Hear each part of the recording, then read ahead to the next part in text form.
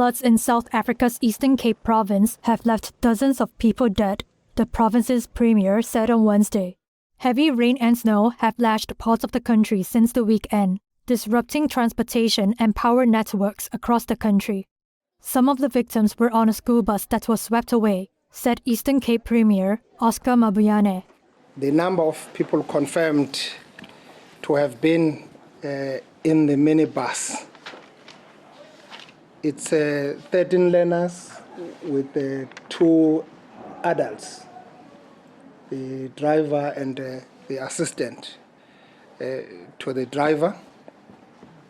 Sadly, 4 of those learners have been confirmed to be deceased, together with the driver and the conductor of the minibus taxi.